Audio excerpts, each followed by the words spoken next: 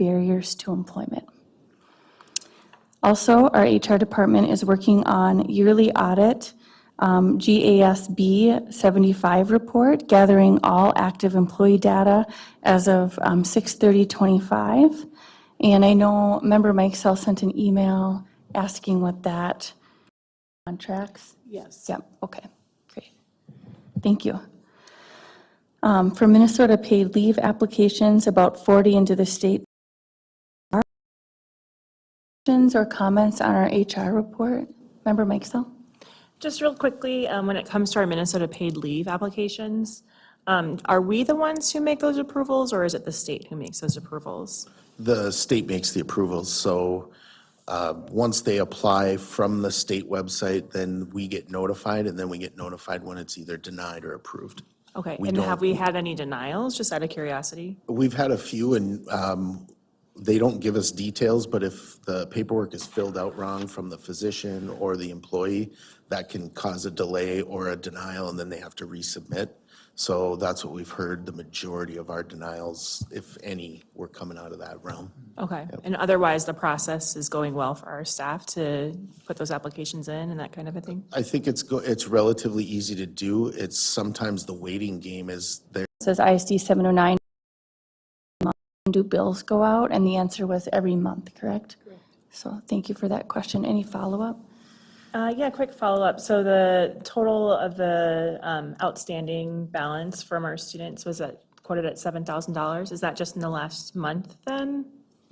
Is that you know of locally that could help eradicate that, especially for our neediest children and families?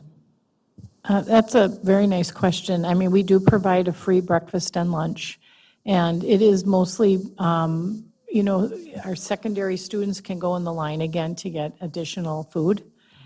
So, not to my knowledge, is there anyone that, anywhere they could go for the funding for that?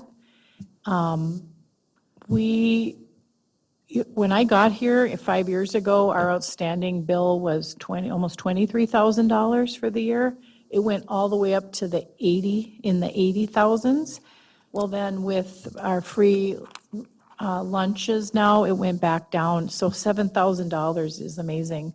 And at one point, you know, I did make a journal entry after 1 year after speaking with the CFO at the time, superintendent, and the school board.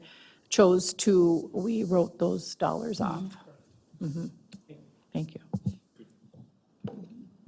Yeah, thank you for that question, and I remember when that happened, so that was good history.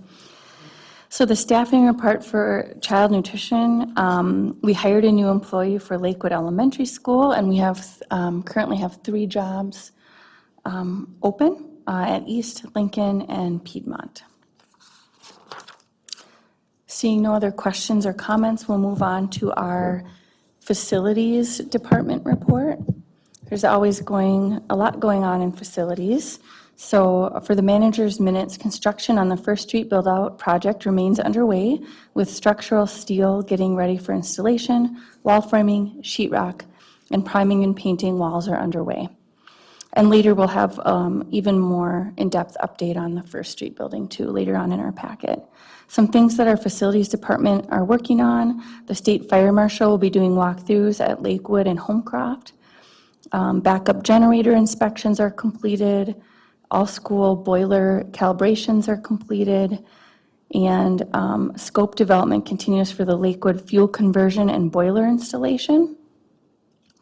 And scope development for the East manufacturing shop continues and will now include a power quality and distribution assessment for all the equipment. Ansel system installation slated to begin early February at Stowe, and then replacement of entryway glass installed at Denfeld. I was there this weekend. It looked like there was nice glass in the front anyway, if that's where it went. Some things that we're working on. So I know the breaks are always a busy time for our facilities department. February winter recess break, so there's a 4-day training on floor care and basics of cleaning to offer staff the ability to better understand the science of cleaning to efficiently perform those duties. And our facilities team, it says with HR and job fairs and posting of open positions. So I'm assuming they're working with HR to go to different events and try to fill those positions. They've been working on onboarding new employees and changing over new website ordering from Dalco to Imperiadade. And then for the staffing report, we see that we have a staff member who got, a couple staff who maybe got a boiler's license, and we had some new hires at Laura MacArthur, Lester Park, Denfeld, Ordine, and Homecroft. Any follow-up questions on the facilities report? Member Mikesell? Just to clarify, when the state marshal was going through Lakewood and Homecroft, are those just like routine inspections? Yes. Okay. Those are routine inspections. Excellent. And I just wanted to lift up the work of our school custodians, knowing that we had caucuses happening in our community last week. And I don't know about the other precincts, but my precinct used every possible second of the time that we were allowed in the buildings. They were literally needing to push us out. So thanking all of them for having to, if they were having to spend a little bit extra time on the job. Thanks again. Yeah, I'm glad you pointed that out. Yeah, that was a late night for many people, including our custodian staff. Seeing no other questions or comments on the facilities report, we'll move on to our safety report. We are seeing a safety report here. We haven't seen one for a few months because we were without this position for a while. And then this report was prepared by August Leopold, who was hired around the November timeframe. So we see a lot of information in here about regulatory requirements, especially with OSHA. So OSHA 300A logs, which summarize injuries by building, where we have employees, have been signed by the superintendent and are posted throughout the buildings. The Bureau of Labor Statistics, OSHA surveys have been filled out and submitted. Automotive lift inspections have been scheduled for Denfeld High School, and I remember reading about those last year, so it's nice that we do those regularly. 3-year AHERA asbestos inspections are continuing for all buildings that contain asbestos. And then we read about some upcoming trainings and planning. And then at the bottom there, employee injury update for January. Our total case incident rate for January 2026 was 0.9225, and this is below the target rate of 2 and the ideal rate of 1. This means we had a low rate of serious injury this past month. Our top injury categories were injured by student, followed by slips, trips, and falls. We had a total of 12 injury reports, with only 1 resulting in time away from work. And I also, go ahead, Assistant Superintendent Bonds. I just wanted to acknowledge that August is actually here with us, and so he is in the audience. And in case there's August. questions, I want to make sure that everyone had a chance to see him again, to know who he is, as well as just letting you know that he is available for questions, should there be any. Great, thank you. And nice to meet you, August. I don't think I've had the opportunity to meet you, so thanks for being here this evening. That data seems to be really good to me as far as the rates go. So are you pretty pleased with those results? Okay, good. Member Mikesell? Yeah, just recognizing that 6 months ago, we were at a 5 as our total case incident rate. And so now that we're below 1, that's obviously a very good direction to be moving in. And so it'd be interesting to see, how that trended down, if this past month was the blip, or if this is something that's consistent, and making sure that whatever we've been doing to try to keep that number down below the ideal rate, we continue to work on, obviously. Yeah, so it'd be interesting to get that information when it's available. And one question I had, first Member Banks, though. Oh, no, I'm sorry. Oh, okay. I had just asked Director Zunich, because I was remembering that while we were trying to fill this position, and we're really glad to have you here, August, and obviously the data is speaking for itself there, but I had remembered that we had approved a contract just to kind of help out with some OSHA requirements in the meantime, and we still have that. It's IEA, and that just helps with some of the OSHA and safety standards. So I just asked that question. We still have that. Hopefully, it's a good resource for you, and maybe eventually it'll be phased out, but I do remember that we had done that as a district to kind of help us through this time, so. Seeing no other questions or comments, we will move along. And we will go to our technology report. And I think we'll have some questions on the technology report too, but our new core network switch has functioned well through its first month of use. And I remember we learned about that in the last couple months. Tech staff have stepped up to complete our team's most important tasks with 3 positions vacant as of early January. We continue to replace aging smartboards and projectors in our secondary schools, several classrooms at a time. We're prioritizing rooms where this technology has completely failed or is producing a terrible image quality that hinders the learning of students in the classroom. We presently lack a funding source to address this need at a larger scale. As we know, we have attempted to pass a couple technology referendums, and those did not pass, and that is directly impacting the learning environment for our students, and I really appreciate and will lift up the work of our technology department to find creative solutions as much as we can.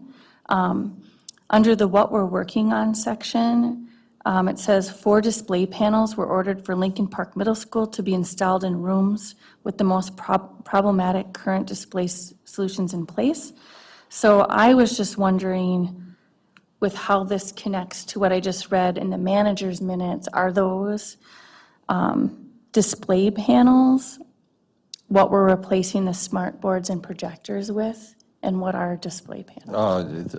Yes, you're making a connection correctly. The new technology that replaces the smart board and projector is something termed an interactive flat panel display, and that's a term used across multiple manufacturers of that type of technology.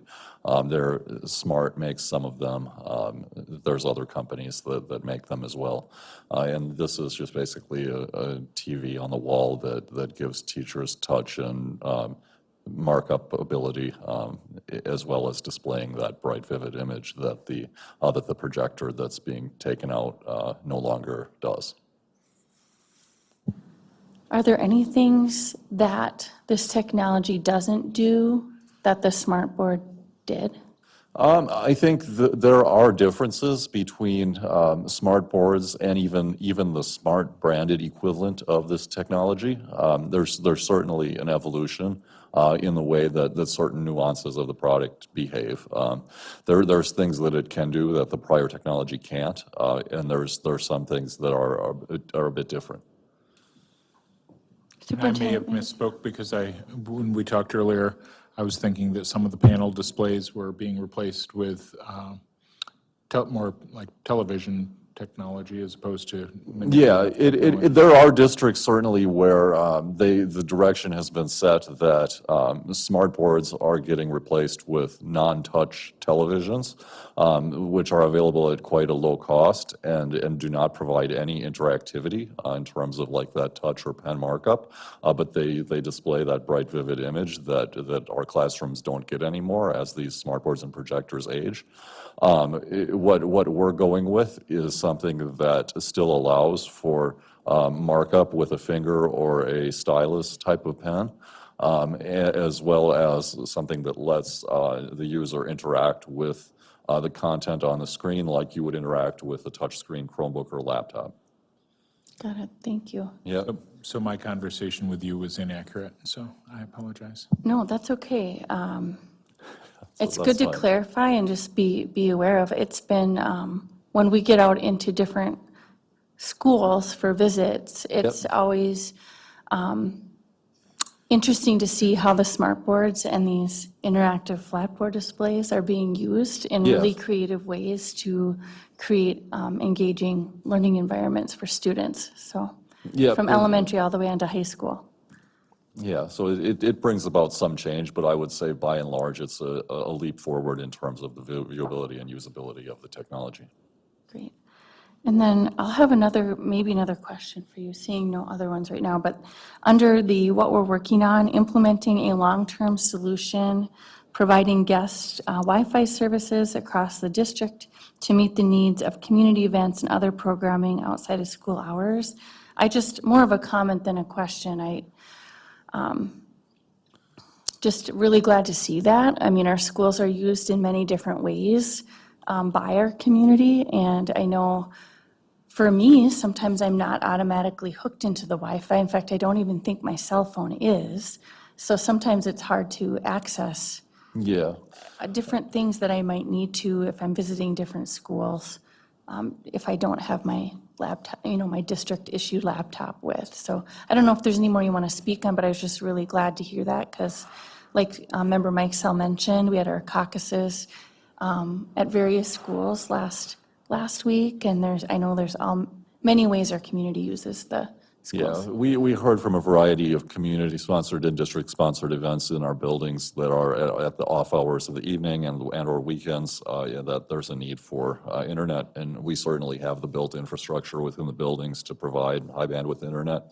So long as that we can configure that to be secure and provide the right access needed, I think it's a good step for us to get that in place. So our network team has been working on that recently. Great, thank you. That'll have a huge impact on our community.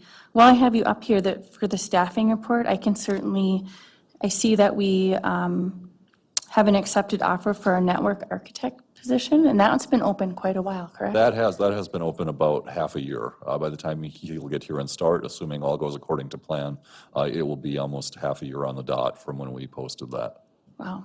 Well, thanks for your work in our HR department's Yeah, work thank too you. on hiring that position. That's very exciting to see.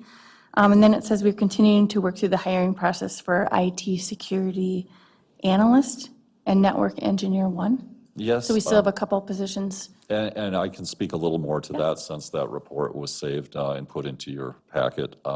There have been hires secured for both of those positions, and the network engineer 1 will begin work tomorrow, and then the other position will begin work on the 25th of this month. Okay, so I'm just making a note of that for our school board meeting. What was the date of the February 28th? February 25 will be 25. the security analyst start date. Okay, cool. Member Mike Sell? Excellent news all around. In terms of the guest Wi-Fi, you mentioned that we have the infrastructure to put that in place. In terms of cost to the district, is there any extra cost at this time? No, for the district, our internet isn't something that's like a metered bandwidth where we pay per gigabit or megabit of traffic that goes through it. It's really just a pipeline that's always open, and we pay for the width of that pipeline that's on at all hours. So it's just making a resource available at hours that it's not traditionally been used and to a group of individuals and devices that it hasn't traditionally been used for. But in reality, we've been doing this ad hoc throughout the years. If there's a big event that comes in on a Saturday and Sunday in a building, we'll open this up in the very form that we're now just doing it on a schedule. And we would allow this type of access, and we'd configure it in a way that it doesn't intermingle with internal parts of our network that we don't want the public to access. And is there any consideration to like additional cybersecurity that needs to go into place by providing guest access? Really, I think that this has always been configured correctly in the hours that it has been turned on. We're just changing the hours that we do make it available, but it's really an entirely walled off part of our network that really talks only to the internet and back and does not talk to the other resources that you say in the room around you and in our closets and network server rooms and such here in the district. Okay, thanks so much. Great, thank you. Seeing no other questions or comments on our technology report, we'll move on to our transportation report. With the transition from winter to spring, the transition team, or transportation team rather, is entering a critical dual phase. They'll continue maintenance mode, providing daily oversight and making necessary minor adjustments to current student transportation routes to ensure smooth operation. At the same time, the focus is shifting to comprehensive future planning. So this includes developing routes and schedules for summer school programs, as well as the extensive planning required for the next academic year's transportation services. Some things that our transportation team is working on, they're continuing with routing new students as well as adjusting routes to student address changes. They're also continuing with the training of the 2 new drivers that were recently hired. The department is excited with the hiring and start of training 2 new bus helpers. And as always, the upkeep and maintenance of our bus fleet is an ongoing process, and I know we have an aging fleet as well. Upcoming changes and improvements to the department, we're in the very early stages of testing a more enhanced and comprehensive camera system in a few of our buses, as well as 1 van. And then for our staffing report, our recent hires have allowed us to manage staff absences effectively, resulting in minimal disruption to our daily operations, which is great to hear. Stats in the spotlight: between the district and Voyager bus company, we run 178 vehicles for student transportation, and this includes vans at the sites that we maintain. Any questions on our transportation report? Just really appreciate all the effort in hiring helpers and training drivers, because this is quite a different report than we got like last year and the year before. There were a lot of gaps in hiring for bus drivers. So continued gratitude for our bus drivers as well. I would say, yeah, very, very grateful. It's still a stretch sometimes, right, to keep things together with the number of drivers we have, and we're always seeking more. And so we're really appreciative as well of Jeremy and Simone and everybody else on the team. Good point. Thank you, Superintendent Magus. Seeing no other questions or comments, we'll move on to our recommended resolutions. We have the acceptance of donations to Duluth Public Schools. Just, I won't highlight any in particular today, but maybe we can do that at our school board meeting. But just, as always, just full of a lot of gratitude for our community members, for the donations that they give, which really impact our students so positively. I really appreciate it. Then we can move on to our consent agenda. For finances, we will have our financial report. On our financial report, I would just point out, it's pretty standard for this time of year. However, if we look at the, sorry, I'm getting used to my new glasses too, so that's always fun. The general fund is running at about 7% higher than we would like it to be running. And so that is pretty in line with what we saw last month, and certainly not a surprise. It's been something that we've been really looking at. And then the other line that I wanted to point out is, and maybe Director Zunic can speak a little bit more eloquently about it than I can, but for the operating capital line on the expenses, you'll see that we're at 103%. This has to do with our levy being $2 million less this year. And so some of that LTFM costs is sitting there, and during our audit time, we'll be able to move that more to LTFM to kind of offset it. But I'll let you jump in. A great job. Great. That's exactly what it is. And if we have unplanned projects that happen too, then we have to go in and use our regular Fund 5. So yes, at year end, we will do audit work and move funds from LTFM into Fund 5 to offset it.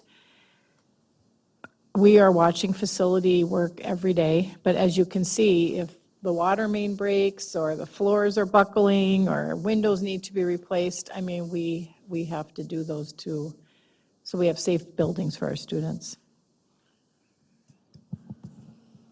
Superintendent Magus. Thinking about things like LTFM, I think one thing that I'm hearing surfaced during our legislative work, both when we met with our group here, but then also it resonated with legislators when we met with them down in the cities for the AMSD breakfast, was thinking about how we could ask for flexibility related to LTFM use for safety upgrades, just because that was something that was part of our previous referendum that we weren't able to get through, and if we were able to use LTFM money for that, there seems to be a huge appetite for safety-related things, and this would be something that would offer local flexibility, which is also something that people want, and so I think this is kind of an opportunity for us to think about that LTFM money in a new way.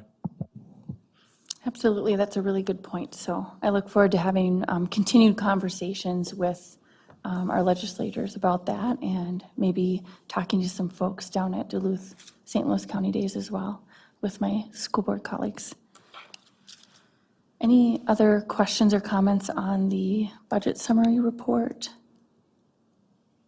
Okay, seeing none, I would highlight our fundraisers that we see on there. So just really thanks to all of a lot of times it's our teachers and our coaches and parents who are helping with these fundraisers. So in addition to doing all the things that they normally do, they're helping with these things. So really appreciate that. I know the first one on the list, the fundraiser for the Duluth debate team, my own kiddo was down there bagging groceries at Lakeside Super One. So I was pleased to see that kind of come across. And I know it looks like some of our other students have also been working hard for their activities as well in other schools.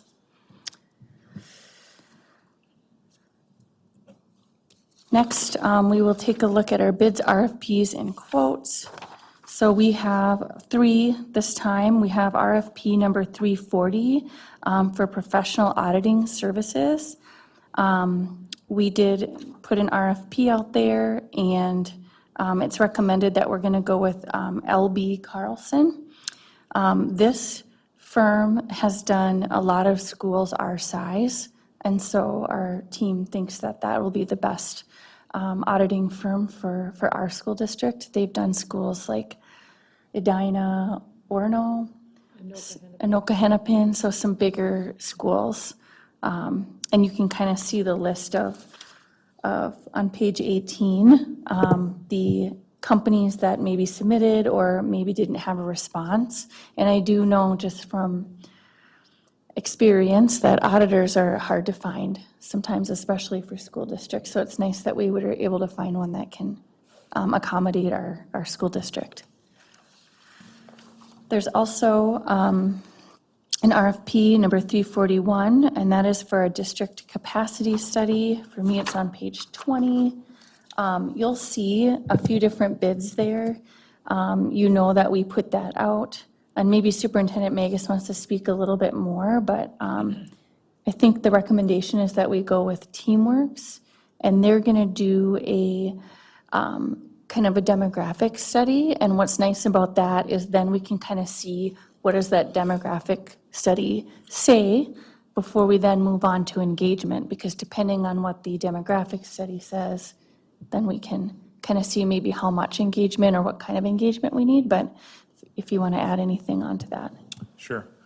Yeah, so TeamWorks was the lowest of the 3 bids by quite a bit, so we figured out there must be, why is that? And so the scope of the other 2 bids also included deeper engagement work, so thinking about all the listening sessions that might be coordinated if boundaries or building or other things were considered.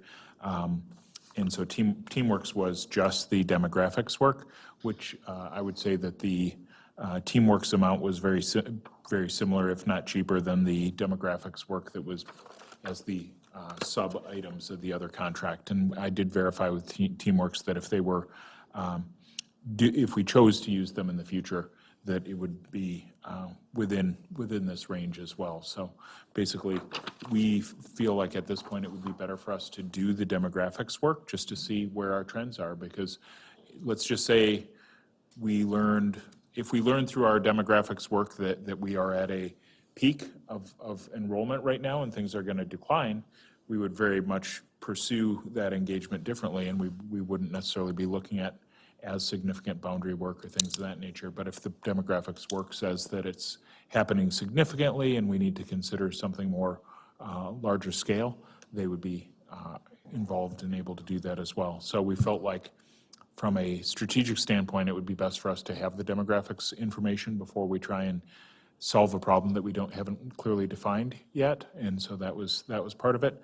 And then also, sometimes the relationship that you have with a certain vendor, I feel like Teamworks knows our work and they helped us with our strategic plan and they know our community. And so if all things were equal, we would probably be interested in Teamworks as it was anyway, just because we know that they do good work.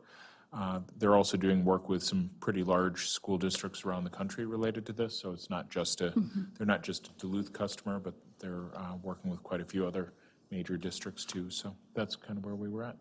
I was pleased to see that Teamworks put in a bid. Member Mikesell? So to clarify what you just said, if after our demographic study, we do require or would like engagement services, will we go out and put out another RFP? We would probably work with Teamworks, but their estimate of what they would charge for the engagement work, and Simone and I had a conversation with them just because we didn't want to buy a cheap demographics piece and then find out that they were charging $100,000 or something like that for the engagement. Their engagement put it somewhere in between the K-12 Coalition and the MGT at the highest, but said that it would likely be lower, but that was just a ballpark figure at that point. So we would consider that at that point and then go from there. I'm going to keep asking questions then. No, that's great. So why were they unable to provide us with that full quote when the other companies were able to? It was not in the RFP to provide that piece. Okay. So, Right, go ahead. yeah, so the other two vendors chose to also suggest that information to us. Teamworks did not reply to it because it wasn't in the RFP request. In previous RFPs, didn't we have separate line items when there was like additional work outside of the scope of what the RFP asked That would for? be, yes, good question. That would be more for contracting work. I mean, technically, this is a professional service, and we really didn't even need to go out for an RFP. We're trying to really be as transparent as possible with this, so anything under $99,000, we could have gotten a couple of quotes, and then, we brought it to the board to choose. So that is why. They just chose to, I think people assume that's the other half of what you would do with a demographic study. So just for an analogy, it's kind of like our RFP said that we were interested in buying a new car, and the two other companies said, here's the price for a new car and a garage. And Teamwork said, here's the price of a new car. And we know we might need a garage too, but we're going to have to work on that as things move forward. But I'd say Teamworks actually answered the RFP more accurately based on the fact that it was more of a demographics and capacity study than saying we want to have a deep engagement piece. We are very likely going to need deep engagement, but that could be something that could be added on afterwards. But I wanted to do due diligence.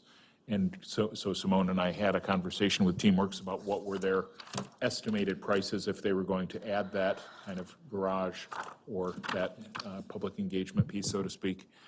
And they would be well within the ballpark of either the cheapest or second cheapest. Okay, thank you for explaining that rationale. Sure.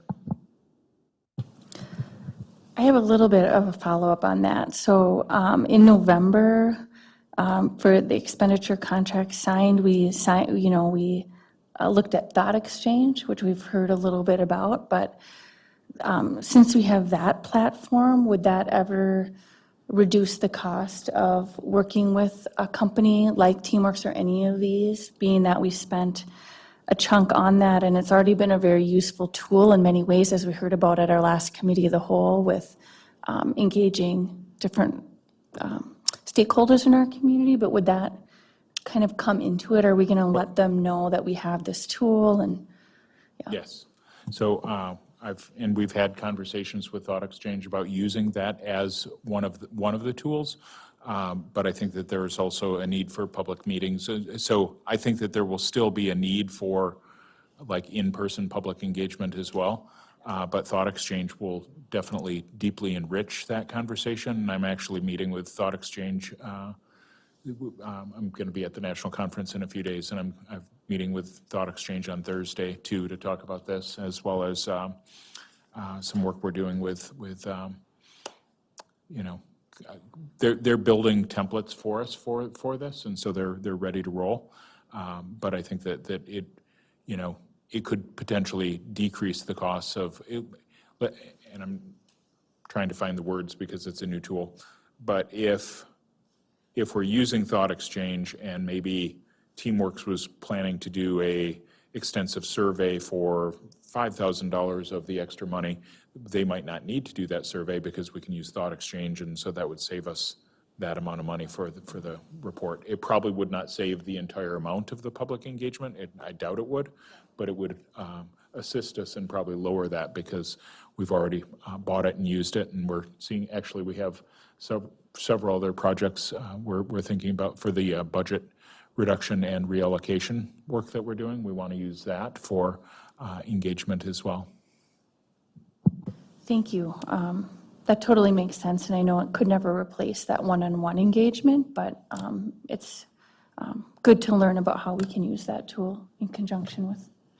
Right. I think it would also enrich the dialogue at those public conversations. So rather than people coming and just having fresh opinion, it would be, they could look at what is the public thinking as well. So it's not just the voices of the, well, I think sometimes what Thought Exchange works to avoid is just the voices of the loud or the voices of the popular, and try and get what is the idea that surfaces holistically through the process, as opposed to having somebody, you know, potentially come in and, you know, we demand that X, Y, or Z, and pushing a meeting in a certain direction. Not that that would happen, but it gives us an opportunity to have ideas surface from all sources. That's great. Thank you. Member Mikesell? I look forward to you having further conversations with Thought Exchange. So I know at the Minnesota School Boards Association's Leadership Conference, I attended a few workshops with school districts who have used that technology in their engagement with not only community, but also staff members on a variety of different issues. And it seemed as though it was a really good tool that helped, you know, find areas of common ground, even if there were, you know, 2 or 3 multiple sides in opposition of each other, to kind of figure out where we could, those districts could focus in on the things that had the most, you know, that would have the most success to get across the finish line. So I'm very pleased that, you know, that's something that we're going to learn how to use in a better way. Great. Seeing no other questions or comments, we'll move on. So we do have a RFQ, which I am assuming is a request for quotes. And it's number 4409, and that was for Homecraft Media Furniture. And I know that they've had that furniture for a really long time, so that's nice to see. I didn't have any questions on that. Member Banks? Yes, thank you. I have a question related to the vastly different numbers here. School specialty, 41,000, and the other two were like 20,000 different.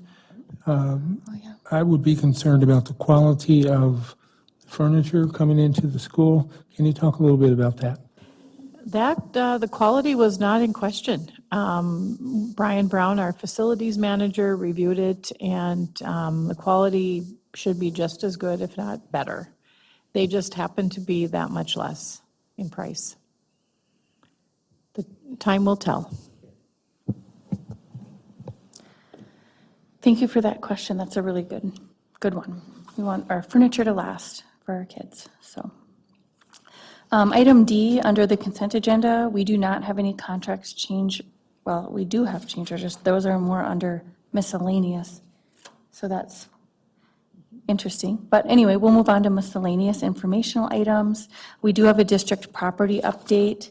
For me, it was on page 25, and that is about our First Street build-out project. I think just for a community, I wanted to just highlight some of the programs that are going to be going into our First Street building include, STEPS, the T12 Bridge Special Education Program, some district-wide staff will be housed there, ECSE, or ECSE rather, early childhood, there'll be district testing and screening, community education, our ALC and our AEO, and then our Duluth adult education. And what I just wanted to highlight really briefly is just that the construction schedule remains on track to complete the project in the summer of 2026. So I'm always appreciative of these updates, and it's great to see that we're still on track. Member Banks? That was going to be my question. We're on track. Yeah, we are. So that's exciting. Then we have our expenditure contracts. So when we look at that, I had kind of asked Director Zunich, is that where our actuarial, contract is? Yep, it is. So we see that at the top with VIA, and that is a part of our audit. And then there was quite a few other expenditure contracts, none super costly, and all seem to make sense to me, having a lot of them having directly to do with our schools and our students. Any questions on the other expenditure contracts? Member Meixel? So I'd asked this prior, and I just want to make sure I am understanding. So we do have a career tech ed culinary teacher listed in our expenditure contracts as a contracted worker. And can you just remind me again why that's there and not listed in like our HR? Sure. I did speak with Danette Sebo. This person is waiting to get licensed to teach that course and actually offered to volunteer to do that, and the answer was no, we're going to do a contract. So that is what that's for, until Robert is fully licensed, and then we'll become staff. Excellent. Thank Okay, you for that thank you. clarification. Member Banks? Sure, thank you. I'm wondering how people are doing from those departments that will be transitioning into the building. Has it gotten better, I should say, as it relates to departments coming into that building collaboratively? Can somebody talk a little bit about how that's going and what that process is looking like to date? Yes. That makes any and sense? I guess I will share a little information. The answer is we have ongoing meetings with the program leaders that are set to go into the building. We continue to meet to collaborate around things that will make the transition smooth. For example, we just had a recent meeting where we discussed the sharing of spaces, that could be available. For example, like in this building here, we have various conference rooms in different departments that we share now and that we can schedule. So we're making sure as we go into the first rebuilding that there might be opportunities where there can be the sharing of conference spaces or rooms that are available that could be assigned or booked out by someone. That's just an example of the ongoing dialogue that we're having with the program leaders. So it's a work in progress to make sure that we're coming together, and those program leaders are having opportunities to select, again, went from selecting carpet and flooring to paint to other things that they'll have a chance to at least provide some feedback on, in addition to continue to collaborate with one another. And most recently, they completed a tour of the First Street build-out. I want to say at least 5 or 6 of them met on Friday or Thursday of last week. I forget which day. It was either Thursday or Friday of last week. But they also did a tour together as well. So it's a work in progress, and the goal is to make sure that they go in there in partnership with one another and is as smooth of a transition as possible. Thank you for that. Good question. Thanks, Member Banks. Seeing no other questions or comments on that, we'll move on to our no-cost contracts. We have one MOU. This is an MOU between True North Goodwill, who's going to partner with Duluth Adult Education to provide support for 12 opportunity youth ages 18 to 24 in earning their GED or high school diploma, gaining construction experience, and developing leadership and work readiness skills through the Minnesota DEED Youth Build Grant. So glad to see about that partnership. Really appreciate the work of that department for the Duluth Adult Education. And then next for item D, this is just informational. It's a pay proposal between clerical union and the district after the clerical job description revisions. As you remember, we have been working on this, or our department's been working on it for quite some time, and we really appreciate your work in wrapping this up. So you will see some pay recommendations and some job title changes, and this has been, I believe, signed on our end and kind of forwarded on, and it's looking good so far. Yes, we should be wrapping it up shortly. Member Mikesell? And is this outside of their regular negotiation timing and scheduling? Yeah, so it was about a year ago, I believe, they started looking at all the job descriptions in the clerical unit, and it's just now getting finished up. Excellent. And so once everyone accepts these new position names, those changes in terms of pay go into effect immediately? They do. Thank you. Good question, thank you. Seeing no other questions on that one. Next, we'll move on to our grant applications. We have quite a few here. So I would just lift those up again. I know I say this every time, but grants are a lot of work. They're a lot of work to write and a lot of work to track. So these are our applications. We'll keep an eye out down the line if we get these grants, but I really appreciate the efforts of those that wrote these grants and the thought that they put into, what the need was for the students in these particular schools. And then lastly, we have our change orders. For me, that's on page 103. And they look pretty standard. We know that change orders happen with different construction projects. I didn't get a chance to yesterday, but I will be maybe just sending an email to Brian Brown. I was just curious to learn more about the Intercon group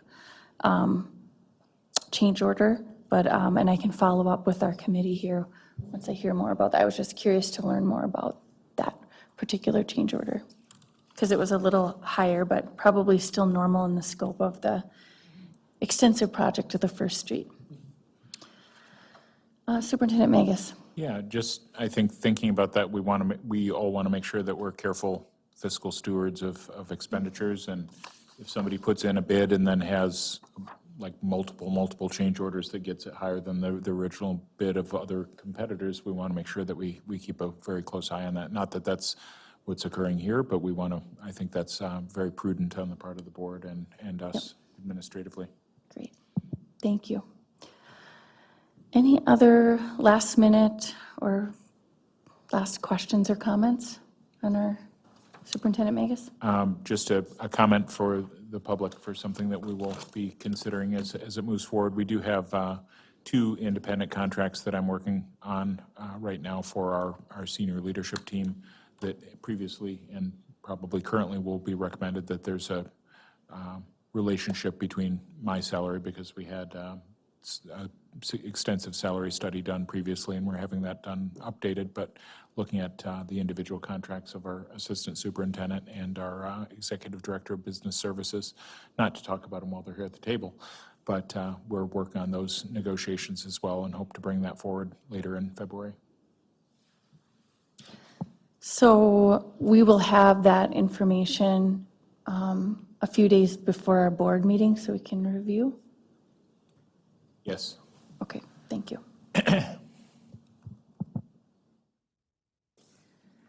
Seeing no other questions or comments, then we will adjourn our